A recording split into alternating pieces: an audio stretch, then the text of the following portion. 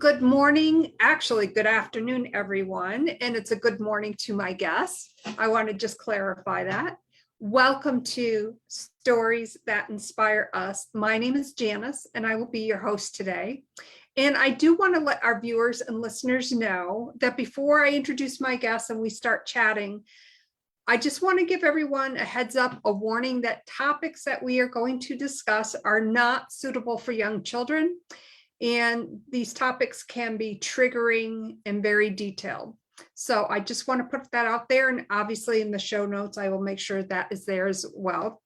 Now that we've gotten through that, I am so excited to introduce my amazing guest. Her name is Karen Hewitt. And let me tell you something. She's flipping amazing. I'll get to the other F words in just a moment. She is an unfuckable, badass bitch, owner, CEO with her business blossomtosuccess.com. And like me, she's an introvert, obviously a business coach, life and NLP coach, podcast host of her own podcast, Introverts Toolbox. And she's also a survivor. So I want to welcome Karen to the Stories podcast family. Thank you so much for being here today. Thank you so much, Janice. This is an absolute pleasure to be here with you today. Oh, thank you so much.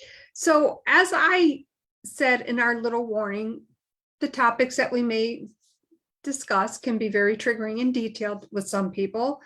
And I want you, if you don't mind, you are a survivor.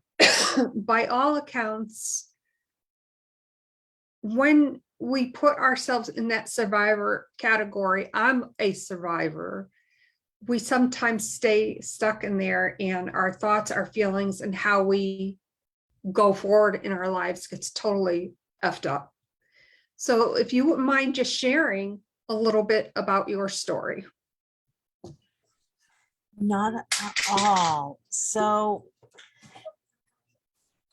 to say, when you get in a relationship, you think it's going to be that fairy tale. Everyone tells you about the knight that sweeps the princess off the feet. Everything is perfect. Everything is amazing. You watch Hallmark movies. It's all like, oh my goodness, fairy tales, perfect, perfect, perfect. I think there was a lot of preempting up to my story, and I can go into that a little bit later because we don't just fall into these. I had the fairy tale.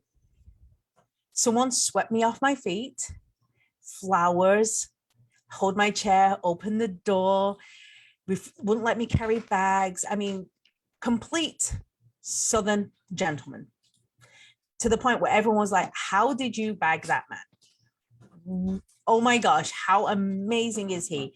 And everyone would tell me how lucky I was. I mean, doesn't that sound perfect? It sounds very perfect. It sounds like the typical Cinderella story. And it was. I thought it was amazing. And then I moved from England to the United States. We got married.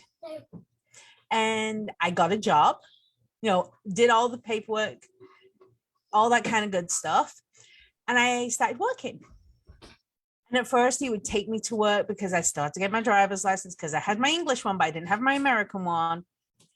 And then once I passed my driver's test and started taking myself to work, started to see a little bit more control come in. And when I tell you that the light switch flipped over less than 5 minutes, I got home late from work 5 minutes later than normal. And I walked in and was slapped hard across the face because I was late. And he said it was because he was worried. He was panicking. He thought I'd been in a car accident. Something had gone wrong.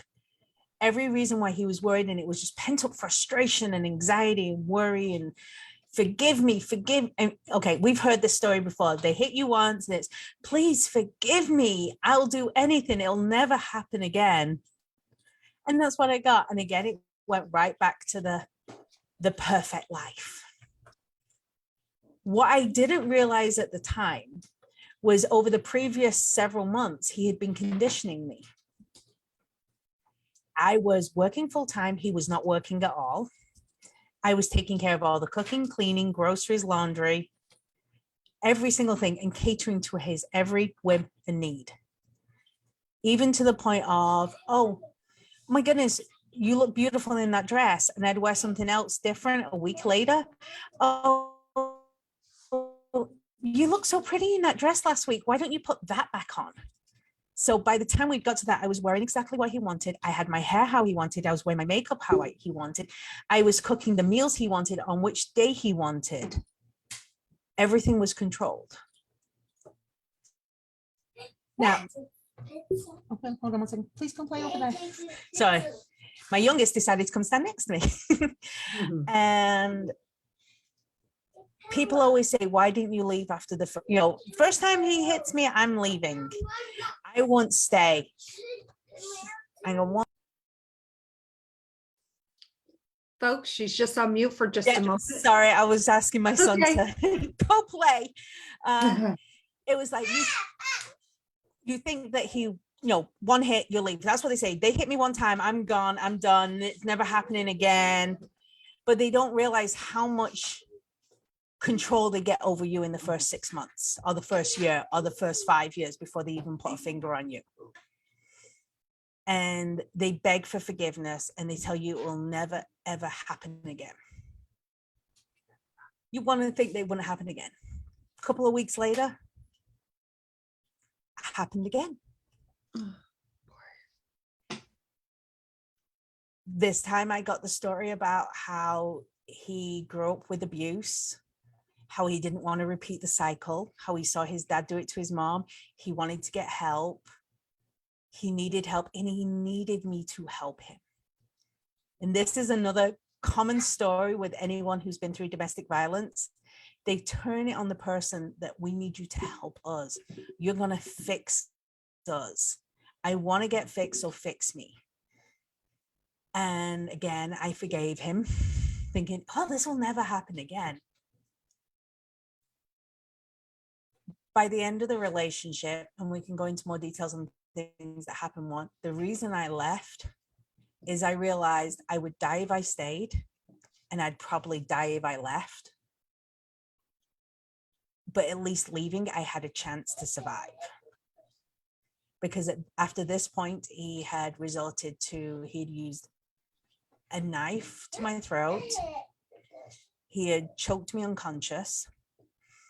He had beat my head into a concrete floor till I blacked out and he thought he'd killed me. And he was sat there having a beer while I was lay there, completely unconscious. He had pushed my face into a boiling sink of water and held me till I passed out. He had held pillows over my face. He had kicked me repeatedly. And they say that when we went through all the details that he probably tried to kill me at least 4 times. And how I'd even survived, it was beyond some people. Just absolutely beyond them. Wow. But you survived is what you said there. And I also want to go back because I think this is really important to point out. You mentioned something that you had a choice. I would die if I stayed. I would die if I left. But at least if I left, I would have a chance. Yeah, because they actually I found this out later afterwards, but statistically, most of the homicides relating to domestic violence happen when the partner tries to leave. Because at that point, they don't think they have anything left. So statistically speaking, the day I tried to leave, or the day I actually left, was the most likely for me to be killed by him, even though he had attempted on several occasions before. Mm-hmm. And that is why a lot of women, or even men who are in domestic, they don't leave because it's, at least I'm alive. And the other part of it is they mess with your head. They really mess with your head. And you start to believe that you deserve each hit. I burnt the dinner, I needed to be punished. I was late, I needed to be punished. I had a text message or conversation with someone. I understand why he's upset. You know, they tell you every reason that they hit you, kick you, or whatever is something that you did to make that happen. It's never their fault, is what they tell you. They always shift the blame onto the victim. If you hadn't burnt dinner, I wouldn't have thrown the plate at you. If you weren't flirting with this person, I wouldn't have a reason to be jealous. You know, if you'd just taken care of this, I wouldn't have been upset. So we start getting on this eggshell basis where we're constantly walking on eggshells. And you can see it. If you're looking at someone and you think something's off and you notice that they're jumping in eggshells and trying to accomplish every tiny little thing, the chances are they're in some form of abusive relationship, because it's easier to make sure that the partner is completely satisfied and happy than to risk the pain that could come later. Oh my goodness. So that endless cycle was endless until you made the decision that day. Now, what did that look like for you? I mean, did you, if you don't mind me asking, did you plan that, or it was you woke up this one particular day and you said, that's it, I'm going, I'm out of here? Not, it was slightly planned, but not by me. What happened was I went to work and I got out the car and I said, I don't even remember what I said, but apparently something I said upset him. So he hit me in the parking lot. And normally it'd all been very private. He'd always done it behind closed doors. And the assistant manager where I was working saw it. Oh my goodness. And he had friends who were with the sheriff's department. So he sat me down when I came into work and talked to me, found out what was going on, told me he'd been suspecting it for a long time. But what he had been doing is the whole time he'd been suspecting it, he'd been like telling me, okay, I'm here if you need me. You know, you want a friend to, he never was like, oh, you need to leave or anything like that. He was never in your face about it. He was just like, I'm always here, you know, you can talk to me. It's good. And that night he brought his boyfriend over, who was someone with the sheriff's department, and they took out one of the tail lights on the car. And when he went to go get something from the store, had him pulled over because of the taillight being out. So they kind of almost orchestrated a setup, but they figured it would just give me 30, 40 extra minutes to pack some stuff and get out. Turned out he had bench warrants. So he got hauled into jail for having warrants, which was going to give me 3 or 4 more days. So instead of the rapid, let's pack stuff up and leave, they were like, okay, so they started to spend the night at where I was at the house. They would come over, be on the couch fully armed because they were worried in case he got let out, and was trying to get it all set up so I could have a restraining order, an order of protection, start getting lawyers, things like that. And the Monday, that was a Saturday night, and there was no way he was going to get out till Monday or Tuesday because, you know, weekends, judges aren't there to release people. I went to work and I actually almost went down to bail him out and beg for forgiveness, because in my head I was, if he gets out and then realizes I had anything to do with this, I'm done. Can I get ahead of this? Can I make it so it won't be so bad? And I was not in a very good emotional state. And of course I was in retail, so every time I was like, no, it's allergies. It's just allergies, as I'm crying, you know, it's nothing. I'm just seasonal allergies. Someone saw through it and had me go and sit down for a cup of coffee. And he had immigrated from Japan. He was an older gentleman. He was probably 80 plus years old. And for some reason, I just bawled everything out, blabbed it out, complete emotional mess, and told him how broken I was.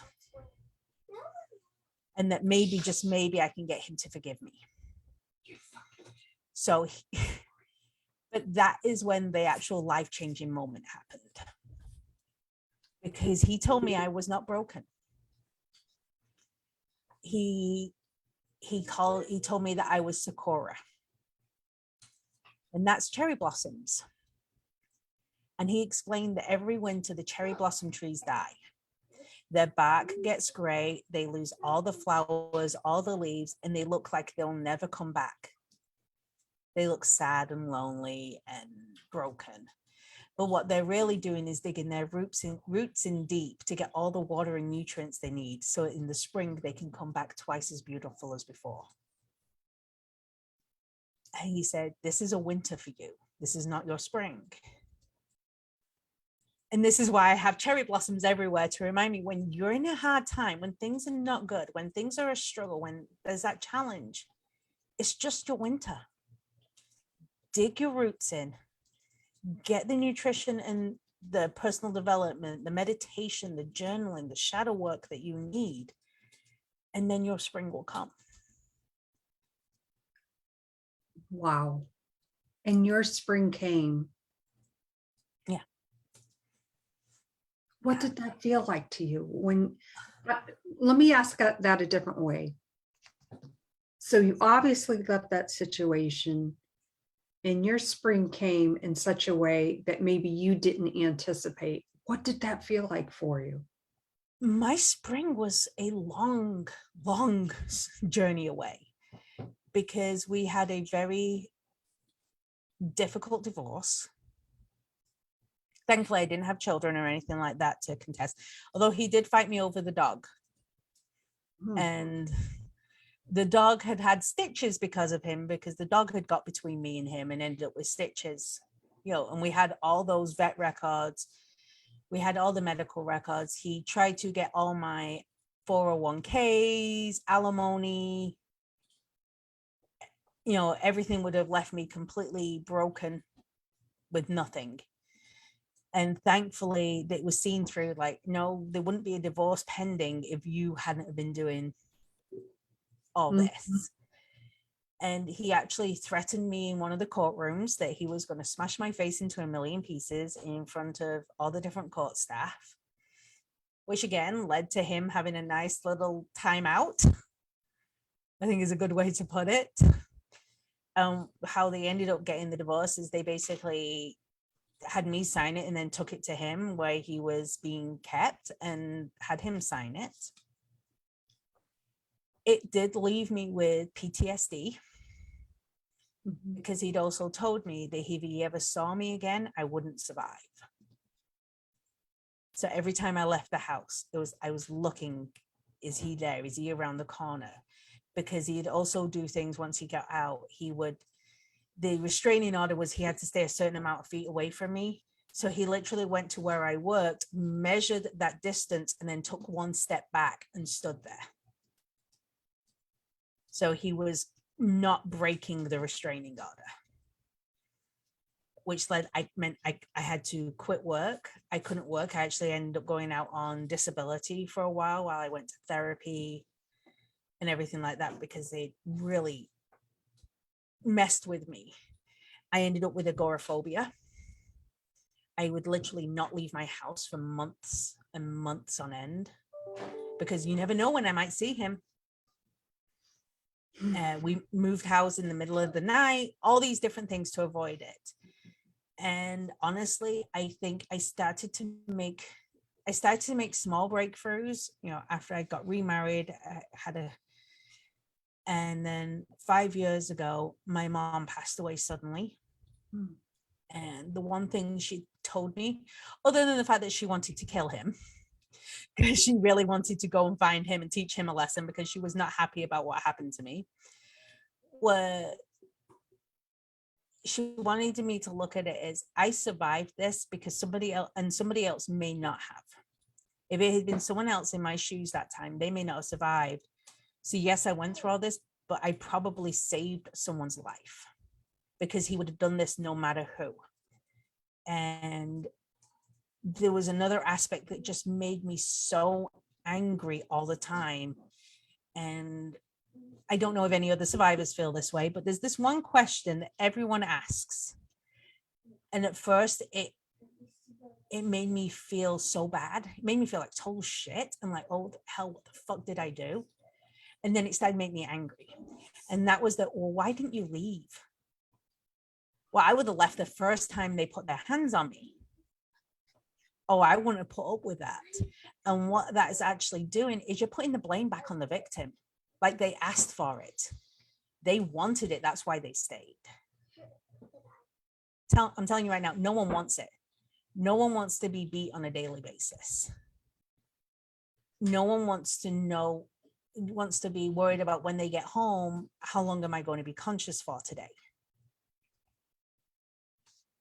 What bruises am I going to have to hide tomorrow? No one wants that. And when you ask them, well, why didn't you just leave? You know what? They probably didn't leave because they were more scared of leaving than staying, because if they left, they would probably ended up dead. And that was your normal for quite a long time, to be in that state of flipping fear of, like when you said, am I going to come home today and am I going to be knocked unconscious, or what is going to happen? But you left, and I have to agree with your mother.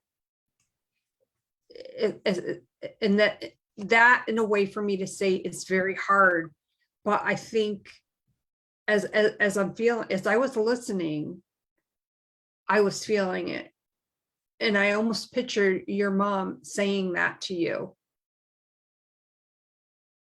That's pretty profound.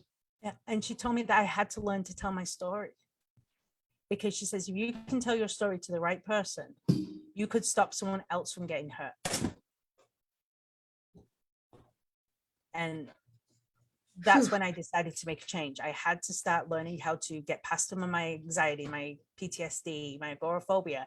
I started working on my business. My business was born, again, the blossom, because it was all about not changing who you are, but let yourself be the real you, the authentic you, and grow yourself. When I started to learn how to speak in public, when I started to learn how to be on stages, because when my mom left, it was like my biggest cheerleader left, and it was like, no, I have to do what she wanted. That was how I was going to hold her legacy. And you have. And now that I hear the name of your business, I hear you saying it, I hear you speaking it, I can see it on your backdrop. I can see the other backdrop. It makes so much sense now. And you have succeeded in such a way, you've honored your journey. Mm-hmm. Yeah. I have been featured in magazines for my coaching business. I have been on many podcasts, just like on yours. Not only that, but I got elected this year alone to run an entire statewide nonprofit for public speaking and communication. So I'm like the district director of an Arizona-led state nonprofit organization, which is all about public speaking. It's all about kcommunication and leadership. And I get to stand up and help other people tell their story. And that's I'm speechless, but in a good way. Out of the ashes comes a light where you were able to blossom to success. When did the name of the business hit you? Like, when you're starting your business, you're starting these speaking engagements, been on podcasts, you have your own successful podcast. When did that come to you? You're like, that's it. Oh my gosh. So I actually started in the network marketing sphere because I needed a way to bring in money. So I started that, and that started to teach me social media, started to teach me marketing, started to teach me storytelling, all those good little things. And I then started to teach other network marketers some of the things that I had done. And honestly, I've gone through several name incarnations. At one point, I was the geek of network marketing because I like my Marvel, I like my comic books, I like my action, I like all the geeky stuff. And then it was, well, it's your time to blossom. And it was like, well, okay, I'm not feeling that. But I realized I was onto something. I was like, no. And as I looked around, I have cherry blossoms everywhere in my house. I have pictures of them. I even have fairy lights that are little cherry blossom lights. I have a rose quartz crystal cherry blossom tree. It's like cherry blossoms are everywhere for me, everywhere. And as it came on, I started with It's Time to Blossom. And that's when I realized a lot of my problems were mental. And by mental, I mean like psychologically, I'd put myself down because I'd been put down so much. I would say very negative things to myself. Well, yeah, no wonder you failed. Look at you. Oh my God, look, just lose some weight, will you? Like, oh, you're so fat. Yeah, you are stupid. And I'd be saying this stuff to myself. And that's when I discovered neurolinguistics, which is about that brain programming, that language program that you speak. It's that internal conversation. So I started to study it. I became a practitioner, and then I got certified as a coach because I was seeing all the benefits that it was offering me, and I understood how it could offer other people those benefits. And because 90% of what your issues are, 90% of what your blocks are, 90% of what your hurdles are ones that you're putting in on yourself. And this is something I want the listeners to realize. If you have ever, and I'm going to encourage you, just think about this. If you have ever said anything negative to yourself, and I can guarantee every single one of us has had a negative conversation with ourselves, you're not actually the voice behind that. You think you are because you're hearing it in your own voice in your head. But every single one of those conversations has a root. And that root is somebody else saying it to you. And you've heard it so often that you are repeating it in yourself. And you've started to take ownership of it. And that is where a lot of us struggle, because we've taken ownership of what someone else has told us. And taking ownership of something gives us a reality, good, bad, or indifferent. Yeah. And it's so much easier for our brains to take ownership of the bad stuff. Think of like a kid. If you tell a kid they're bad at math one time, how often will they tell you they're bad at math? Mm-hmm. And then they will struggle. And then they may end up being bad at math because they've told themselves the story, I'm bad at math. Wow.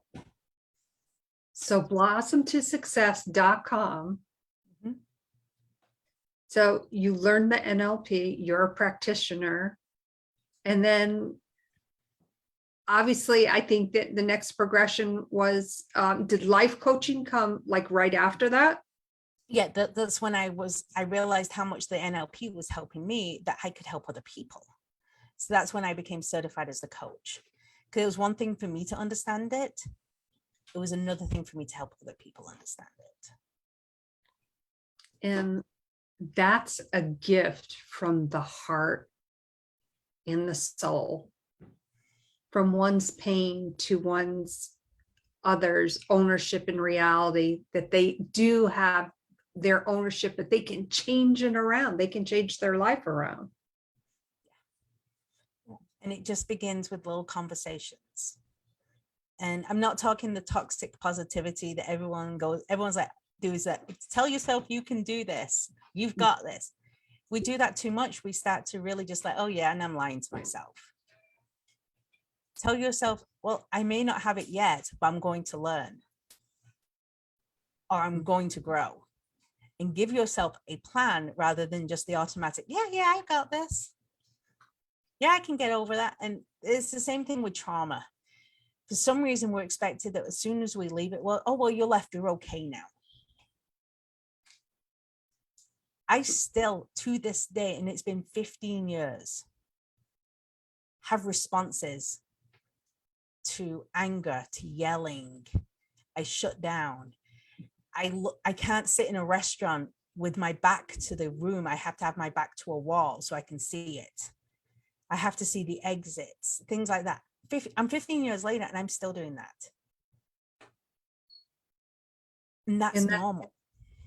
Right. And I was just going to say that's normal, because our new normal takes on a different meaning. It takes on a different shape. And it's just, it's a grieving process. I know for me, I'm not a survivor of domestic abuse. I am a survivor of a sexual assault. And those things do pop up every now and then.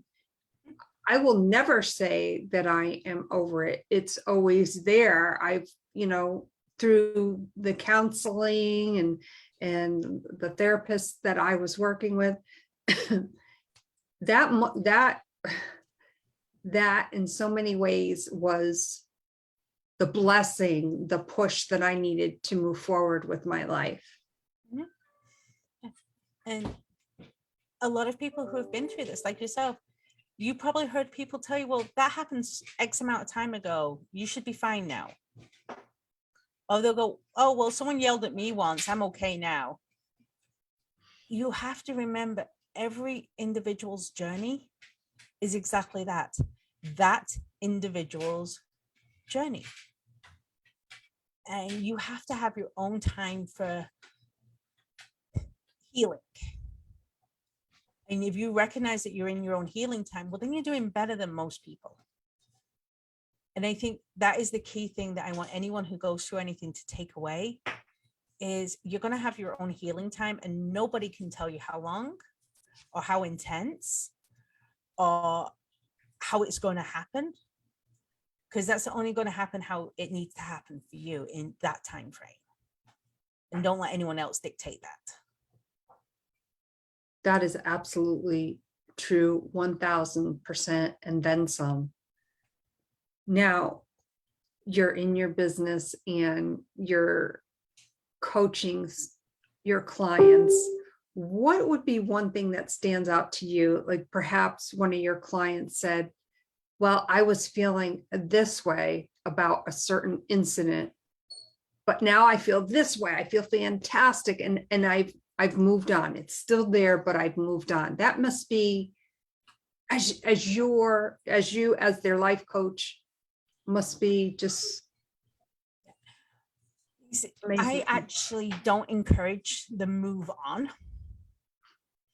Reason being is a lot of the time when people say they've moved on, they're trying to forget it. So what I encourage is for people to incorporate it. It happened. We can't take it away. And it sucked and it was terrible and it was fucked up and someone did something horrible to you or something horrible happened in your life. You don't really move on. What you do is you adapt to a new level. And how that is more about how are you processing it? What are your reactions to it? Because when it first happens, your reactions are raw. For me, it was leaving the house and ending up in a panic attack less than 6 inches out of my front door and crawling back into my front door, slamming the door and sitting there for an hour, being unable to breathe properly. That was my initial response. And if I would say, oh, I've moved on from that, it's almost like saying I didn't go through it. So what I teach is you adapt it and it gives you some new understanding. So you may not have moved on, but what did you understand from the situation? What did you understand from what your strengths are, what your abilities are now? What did it teach you about you? And I'm not talking about it taught me what they said. It taught me the words that they put in my head. No, that's not what it taught you. It's what they said. It's what they tried to get through to you. What did you learn? How did you adapt? And then how can you use that going forward? So a lot of times I have people and they'll tell me something that happened. And once we go into the adaptation phase, they'll say things, well, it taught me that I'm really aware of my surroundings. And this is, when we're in trauma, we go to an extreme level of that because that's normal. So the idea is, can we adapt so we can utilize that new skill set to be something that's beneficial in your life? I'm observant, so what I can see is I can see things that are happening at work that allows me to put more things into practice. That means now I'm more valuable to my senior management. Okay, you develop that skill from that hyper awareness. how can we make that a new adaptation of something that is beneficial to you rather than harmful? Mhm. So we turn these things that are painful, we turn these things that are stressful, we turn these things that hurt us, and we turn them into benefits. And I realize in a way that sounds crazy, like, yeah, let's turn your trauma into a happy. It's not turning it into a happy thing. It happened. You have the right to grieve it. You have the right to be upset. You have the right to be hurt by it. But we're letting them win. Is all we have from it is pain. So we need to take some of that success away from them by saying, I overcame. And you overcame in a badass bitch way, I might add. Absolutely. Karen, do you see yourself, and maybe you told me about this, but I don't recall. Do you see yourself on a TEDx stage? Yes. That is one of my goals, is I want to go. And I already know the one thing I want to discuss is that positive control that I was telling you about earlier. Because that is how it starts. It's this positive control. They tell you things to change who you are, but they tell you, I mean, okay, Janice, if I'm like, oh my gosh, I love that purple shirt. That purple shirt is so pretty on you. You feel good, right? It's like, okay, I like that. But let's say next time I saw you wearing a blue shirt. Well, the blue shirt looks good, but purple is so your color. That purple shirt looks so amazing on you last week. What goes in your head? Damn, don't I still look good? Like, what? Yeah, I know. But a lot of people, what happens is they go, maybe purple's my color. Maybe I should wear more purple. So I see what you're saying, and now I have a better understanding. You're talking about that positive control. Purple looks great on me. Now I wear blue, and that looks okay, but you really should. So that gets the thinking in your mind, well, I need to wear purple. Yeah, because they said I look really good in purple because it gives you that little rush. And then they start doing it on other things. So now they're turning you into exactly who they want. And they are getting complete control over you. And they have not once raised their hand, raised their voice, or touched you. But they're in complete control of you. And that is the understanding part of what you went through. Obviously, very hard to see when you're going through it to a certain degree. But as you see that going forward, the number of people that you have helped, the number of people who hear your podcast, the number of people who will not only view and listen to this podcast is enormous. Mm-hmm. Yeah. And that's when you start to think, am I doing this because someone else told me to? Or am I doing this because I want to? Right. And that's when you can start taking control of yourself. That is amazing. And I also see you writing a book, and I think we've chatted about that before. Yes. Yeah, it's currently with an editor to go through it. It's very raw. It's a very detailed journal of what I went through. So, and it, like I said, it's very raw. I mean, I didn't go into all the details because I never know who's listening. Right. Some stuff was so horrific that when I describe what happened, people are like, and you stayed after that happened? It was like, yeah, because he had control. And so it's a very detailed journalistic accounting of what I went through. Wow. It's written very raw on purpose to be painful to read, because I want people to understand that when you turn around and just question why someone stayed in it, why someone didn't get help, why someone didn't reach out, it's not because they didn't want to, it's because they felt that they couldn't. And until you, and I don't want people to, I really don't want people to experience it to understand it. But if you haven't experienced it, you don't understand it. And that is so true. We never know to the extent, the emotional trauma that one undergoes when they go through a very horrific event. Now it's 15 years later, about 15 years later. What would be one thing that you maybe had wished, or when you look back at your journey and said, oh, well, I was there and now I'm here. What is the one thing, and you've shared some great insight today that are going to help, like I said, so many people, but what is the one thing that you hold true to yourself that you know will help others contemplating just that same exact type of decision that they need, that they want to make in their lives? What can you add to what you've already so graciously shared? So one thing I do want to say is people won't leave because you tell them to.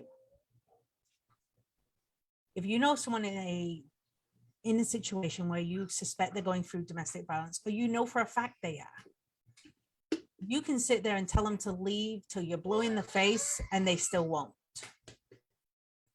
Because it has to be their choice. They're the ones that are assessing the risk. They're the ones that are figuring out whether it's safe or not for them to do so. So this is for the people who are on the outside looking in. Do what my assistant manager did. He didn't tell me to leave. He kept telling me he was there. He was ready if I needed to talk. If I wanted any support from anyone, he could listen. And he reassured me it was a judgment-free zone. So offering that true friendship to someone who's going in it is going to be more beneficial than sitting there going, oh no, you can do better. And you see that trope in movies all the time. Oh girl, leave him. You can do so much. You see that all the time.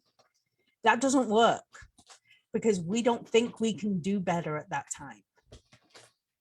So honestly, offer support and love and friendship. And if you're in the situation, I'm not going to sit here and tell you to leave because I'm a stranger and I don't know what's in your head. But I will tell you that you are a beautiful individual that is worthy of so much love and so much support. And there are people out there willing to offer you that love and support if you let them in and just talk to them. Gain that support network, because that support network is what's going to give you the strength to be able to do the steps that you know you need to do. I'm not in a place to tell you, but you are worthy of that love. You are worthy of that support. You are worthy of that friendship. You are an amazing individual. And people do see that. There are people around you that you don't even realize look at you and go, wow, they're amazing. Oh my gosh, I would love to be their friend. They are so fun. They are so cool. They are so interesting. I guarantee there's someone in your life that is thinking that right now. So let people in and accept that friendship, accept that support, because that is your first step to reclaiming what you truly want in life. Wow. Thank you so much for sharing your heart and your soul. Thank you for sharing your story, which really is a blossom to success. And that's what Stories That Inspire Us is all about. And I am inspired by your courage and your strength and your kind words.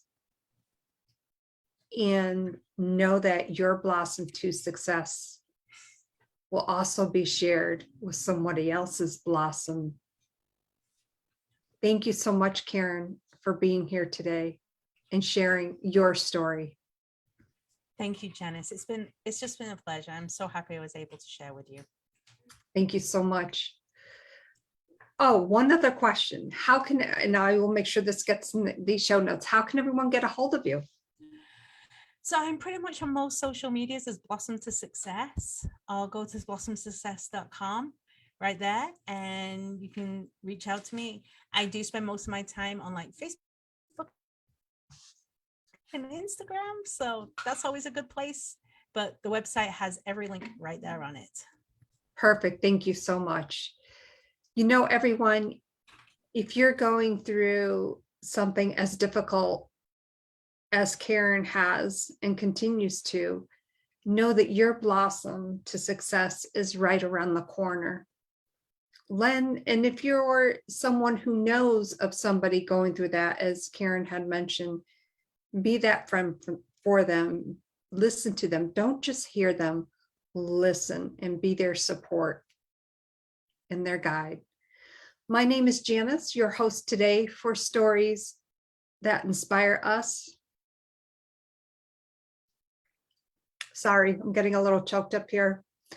I was inspired today by this amazing soul. It is the reason why Stories That Inspire Us is here today and will continue to be here. My name is Janice. Thank you again, and we hope to see you again very soon. Thanks again, Karen. Thank you. Like I said, been a pleasure.